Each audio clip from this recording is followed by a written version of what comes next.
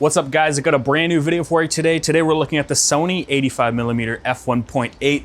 And if you're in the market for a portrait lens that doesn't break the bank, this is definitely the lens to consider.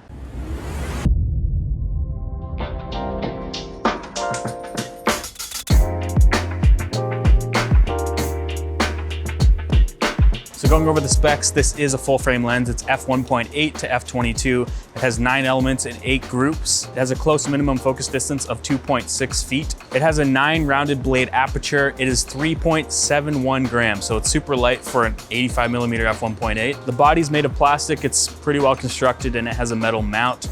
And it also has a filter diameter of 67 millimeters. And I also want to mention that it comes with a hood because some lenses don't. All right, we got through the specs. Handling.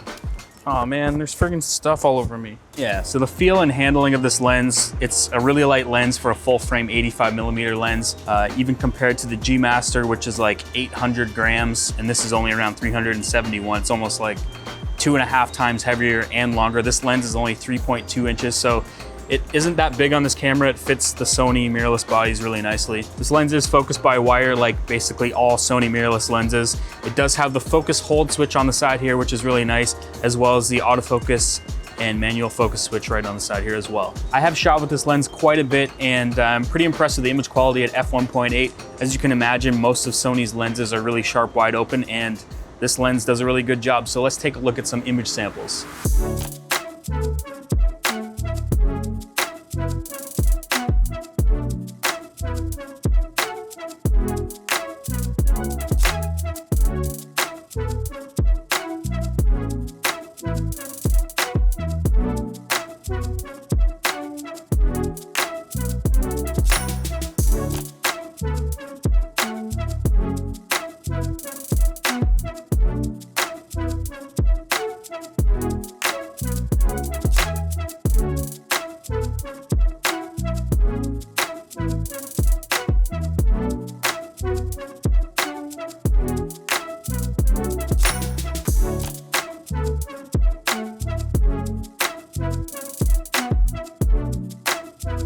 All right, so let's take a look at some autofocus performance because this lens is quick, it's snappy, and it's silent.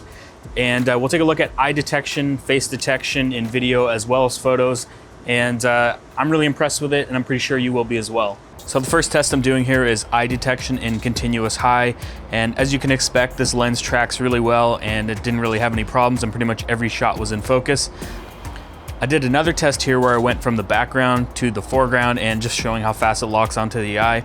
And then I also had Milos walk towards me and he zigzagged through the frame, and as you can see, it tracks no problem.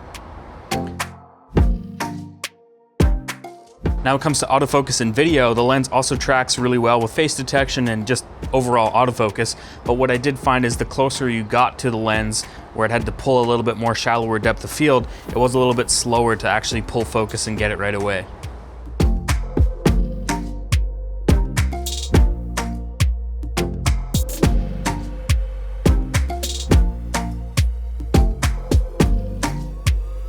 So as you can tell, this is a great option from Sony, especially when it comes to price compared to other lenses that are out there right now, like the Samyang f1.4, which is around $700, but it's nowhere near the price that the G Master is, coming in at almost 3 times the price. And when it comes to image quality, I don't really think that this lens is that much worse than the G Master. Touching on image quality, this lens wide open does have a little bit of chromatic aberration in the high contrast areas.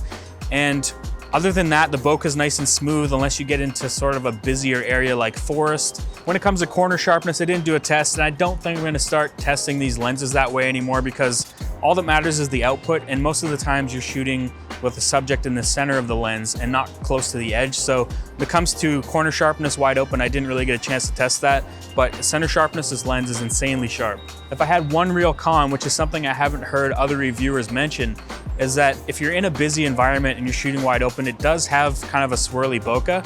I personally don't love it, but some people might not care, and it's just something I thought I would bring up. All in all, if you're looking for a decently priced portrait lens and you're looking at something like the Samyang, which is around $700, or something like the doesnt A7iii, I feel like you don't really give up much when you're buying this lens, and it's only $598. So I can recommend it. If you're thinking about picking one of these up, I'll put links in the description where to find that. If you like this video, give it a thumbs up. If you dislike this video, give it a thumbs down twice. Don't forget to hit that notification bell, and I'll see you guys in the next one. All right, recording. I'm recording. And if you're in the business, if you're in the market, that's what I'm looking for. So let's start off the review with the specs. The first thing that I want to talk about. Oh man, 85 millimeter. I was like 85. 6. What was I talking about? It has a 9-rounded blade aperture. 9-rounded blade aperture. 9-rounded blade. It has a 9. Here we go. It has a 9 round. Punch me, slap me, knock me out of my misery.